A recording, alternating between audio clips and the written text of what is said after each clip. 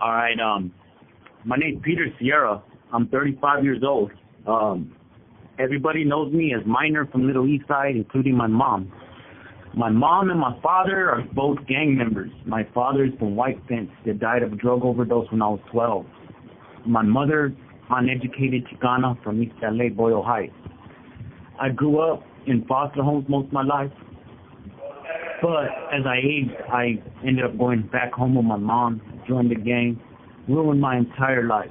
I ran with two precious people in my life. Both of them are dead. I've been incarcerated since 2008 for double homicide. Coincidentally, my plan was to retaliate and leave, but what ended up happening is I caught a life term, and I lost pretty much everything and everybody in this last couple of years. Since then, after being in the shoe for so long and being incarcerated for so long and having nothing to show for myself but a couple of war dogs and being able to boast about certain things that I've accomplished as a gang member, I don't got nothing that matters. I don't got nothing that's important in life, but I do have a story, and the reason why I mentioned that is because I'm trying to launch a career. I'm not trying to write a book. I'm trying to write a bunch of books. But I'm having problems because I come from the gutter. My mom's a gang member. Everybody I'm involved with are gang members. So what I'm looking for is an editor, a publisher, a network of people that can help me out and that just have enough faith in me to know that I'm really serious about what I do. I love writing. It's my new passion. I'm not a gang member anymore. Much recently, I put my life in danger just to remove myself from a prison gang that I was deeply entrenched in. But it's a decision I had to make. It's a sacrifice I had to make. And I'm so used to making sacrifices, so it was nothing. But I'm just trying to turn over a new leaf. I'm trying to be a different person, and I'm trying to accomplish this endeavor that I have. I've written a poetry book, I have a novel, and I'm working on a memoir. I have different parts of my life that are equally important, but some of them are a lot more entrenched in prison. I'm doing these interviews to establish some type of market, some people, that can check out my work and be the judge of it. How to contact you? Oh, you could contact me at the gettingout.com app. I have a tablet, so you can email me directly. My name's Peter Manuel Sierra Jr. My CDC number is AM 7519. So it's Apple Martini 7519. You can get on my emails or you can get on the visitor app. It doesn't matter, but that's the way you could get in touch with me. Now, Peter, man, branching off what you just said, sir, if you can talk to somebody right now, a young kid, a young adult, someone on the verge of literally changing their whole life away and throwing their whole entire future away over these gangs, over these influences, man, if you can talk to that one individual, man, what would you tell them? I'll tell them the same thing that's been told to me all my life, and that it was told that these gangs don't care about you, that no matter what you think you've accomplished, it's nothing. Like, a real man has a family to take care of, has a job to do, is not staring into concrete all day long. It's not sitting in a cage doing burpees and speaking Nawa. It's not sharpening a knife to hurt somebody, and it's been told to me all my life that you're throwing your life away, and I didn't want to hear it. I didn't really care to hear it, but I wish so much nowadays that I did make those decisions that I needed to make when I was younger. Because as a 35-year-old man, I'm barely trying to get used to being around people out of being in isolation for so long. You know, I'm trying to, I got to un-traumatize myself somehow. And that's really what we deal with. We deal with trauma. When we're stabbing people or we're being stabbed, and we're in environments where your life is on the line, it's not the place you want to be. It's not. You reflect and you look back at it, and it's like, I'm at a stage right now where I'd rather be hurt than hurt somebody nowadays, because that, it just does something to the soul that you can't do, you can't undo. And no matter how hard I try nowadays, I just want to be a better person now. You know, I wish I had taken the advice that so many have given me, that it's not worth it, that it's complete garbage, that, you know, I've even had people tell me, if you want to stand up for your race, go to college. Go to a college and stand up for it there, you know. But I hope that if you do hear this message, that you really consider what I'm having to say, because I wish that I did, you know. I wish that I did something different with my life. This is not where I want to be. The dream that I had of someday settling down and having a barbecue with my older homies, it's non-existent. It's never going to happen. You know, when you join a gang and you're living your life for that gang, you're either going to be dead or in a shoe somewhere. So, man, that's what I would have. That's what I would tell them. You out of anybody obviously must know, man, how crazy things can erupt out of nowhere inside of prison, and how easy it is to find yourself in a situation. Do you mind elaborating on that story you mentioned to me a little earlier, how things got a little turned up out of nowhere over a slight term of disrespect? Yeah, for sure, man. So at this time, you know, first off, there was this big old power struggle between two Phillies, and the Phillies was Lalo from Lomas and Perico from Norwalk. And unfortunately, I signed under Perico from Norwalk, which was the agreement that he was going to lower the taxes on the homies. And at the time, I felt like that was the best thing, because, you know, I don't have too much money myself, so I was just like, yeah, okay, anything that's going to put more money in my pocket and more things, I would do anything that would push me forward, you know what I'm saying? So I signed under Perico from Norwalk. What that did to the whole population was it segregated us, because there was fights between homies, and we basically had each other on site, so they put us on two different parts of the jail at the time. So I had a floor. So when I had the floor, I started off on C-Pod, and I started helping out the homie Zampy from Gardena. When he moved, something happened where I ended up doing something, going to the hole, and I went to F-Pod, and I actually had the whole floor when I came back. So I had the whole floor. There was this sheriff chick by the name of Charlotte that was kind of like cool with us and did a lot of shit too with us because of This call and your telephone number will be monitored and recorded.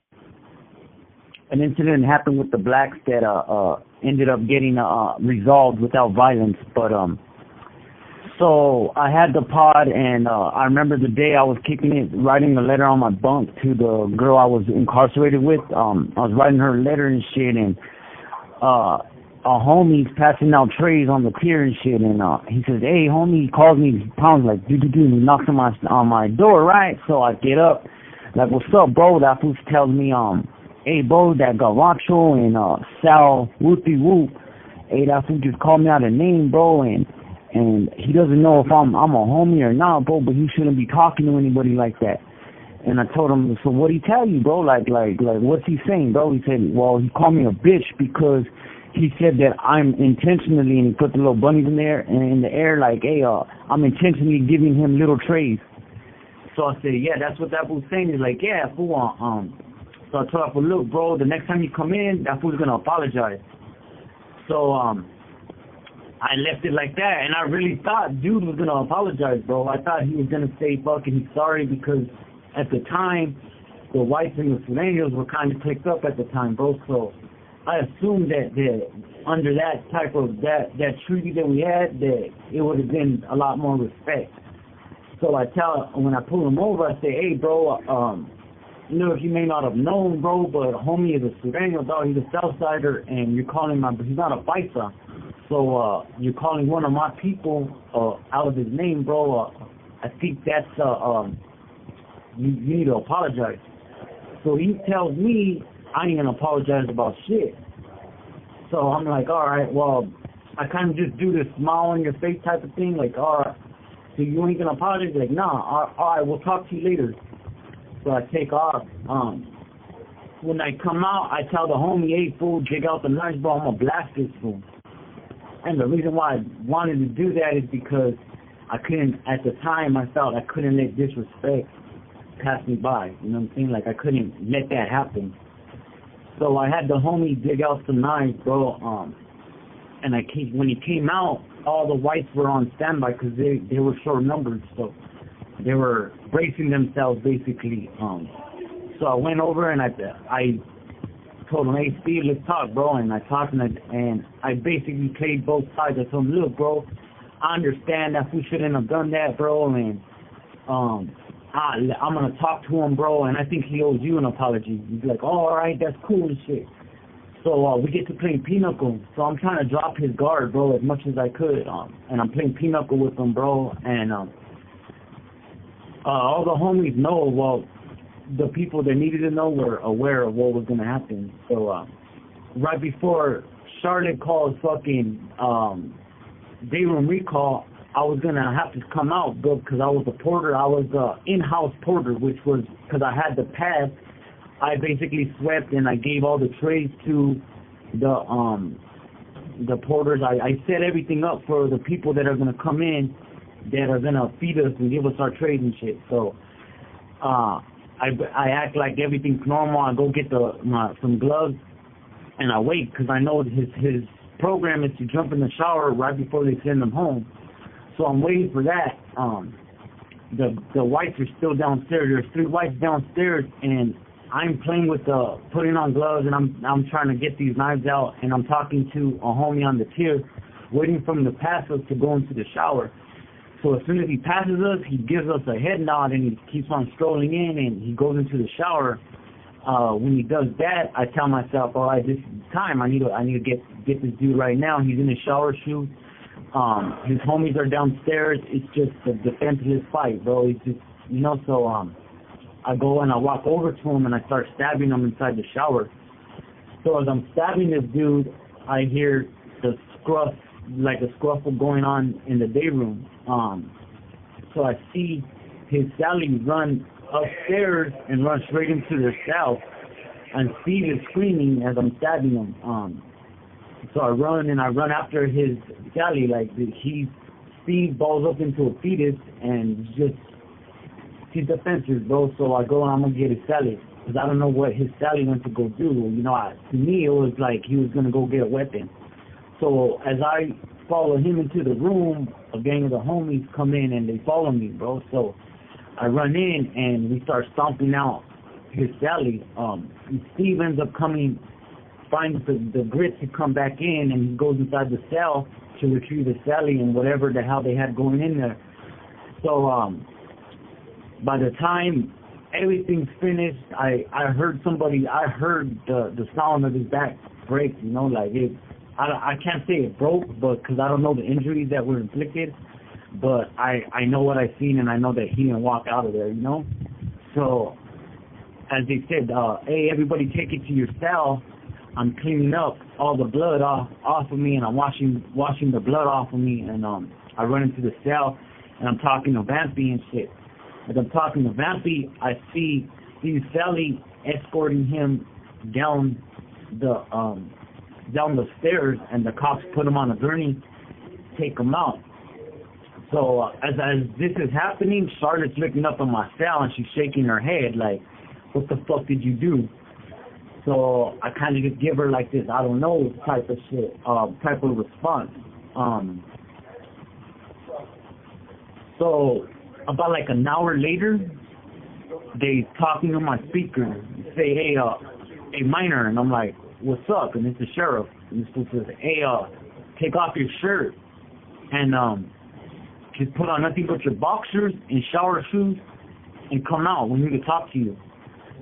So I look at the homie, and I'm like, hey, bro, this is not good. This is all bad. So we begin to start flushing things, and you can hear the speaker, he says, hey, stop flushing that shit. Stop, hey, if any of you motherfuckers flush, that cell's gonna go to the hole. So the knives were already flushed, so I go and I take off my shirt, and I go and I walk down the stairs. As I'm walking down the stairs, Charlotte and a bunch of other sheriffs are standing in front of a bubble that circled the unit. So as I'm walking down the stairs, I see her, and she's not trying to give me no eye contact. She's not trying to, like, do anything. And to me, it was a bad sign because she always told us the heads up. She always gave us, like, hey, this is going to happen, or she told us something all the time. So she's not trying to make eye contact, and I'm walking down, and they tell me, hey, this call and your telephone number will be monitored and recorded. So I put my hands up, and they say, hey, do a circle. Let us see the back of your head. And so I show them the tattoo on the back of my head, and I hear, that's a positive identification on the speaker.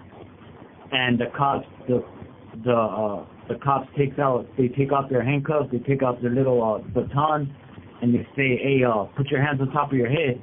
And they open the door, and they cuff me and they take me out. So they did that. I was the first one, and I think the reason why is because I had the pad right there. So after that, 3 other people followed me, and it's pretty much the people that did the most damage. I guess one of them was sitting in the bubble, identifying the predator. I guess predators. We preyed on them. So so they took us to the hole. And, that's the story about that. You elaborated a little earlier about Tutsis engaging in some type of internal conflict. Can you tell me more about that, man? How did that stem off, and how did it affect surrounding areas? And was there any more, like, problems that arose inside of the dorms or inside of the cells, because of this? All right, so the bee that put me in the hat was named Lalo from Loma.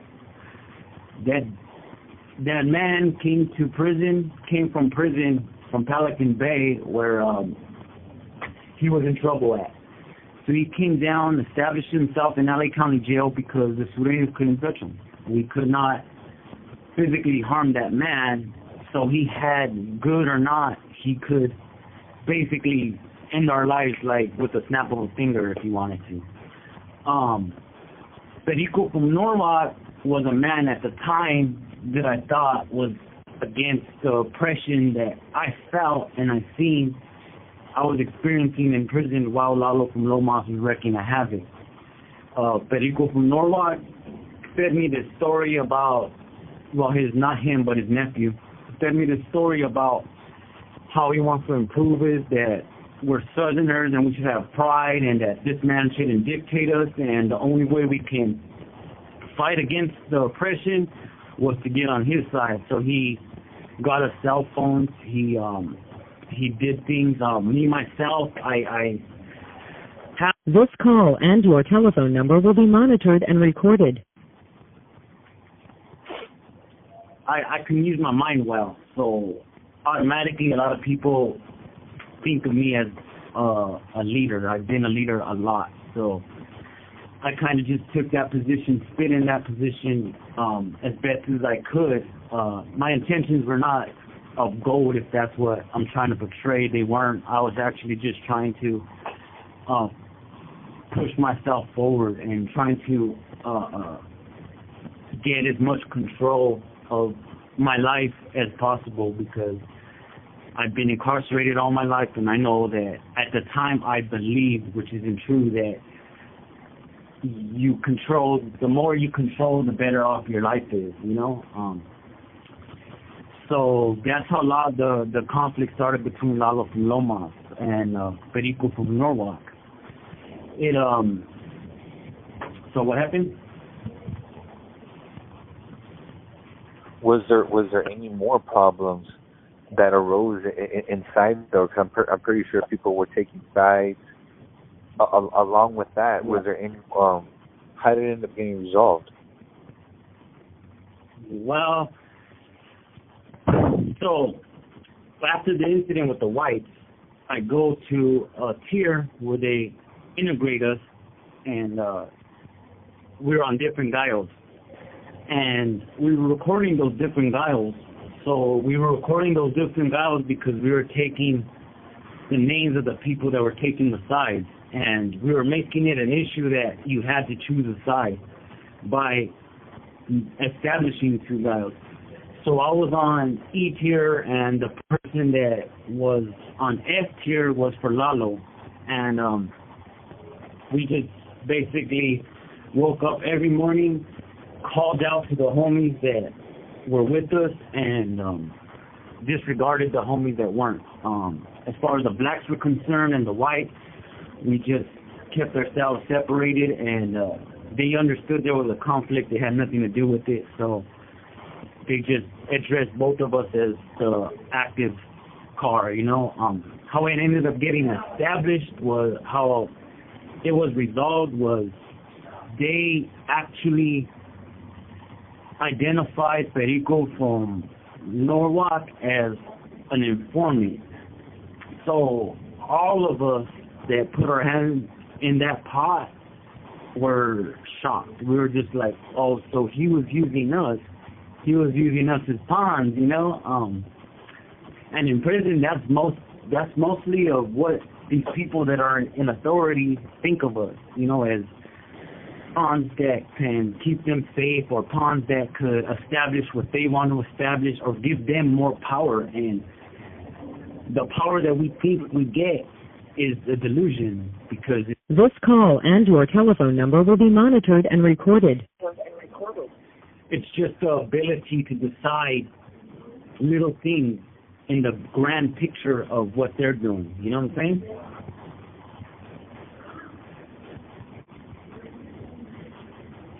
What is your perspective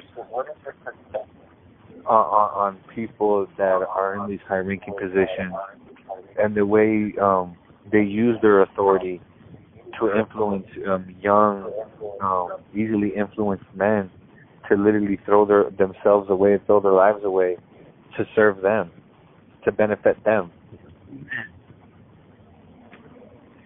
So I was 20 years old when I made the decision I made. I've grown up as a man a lot.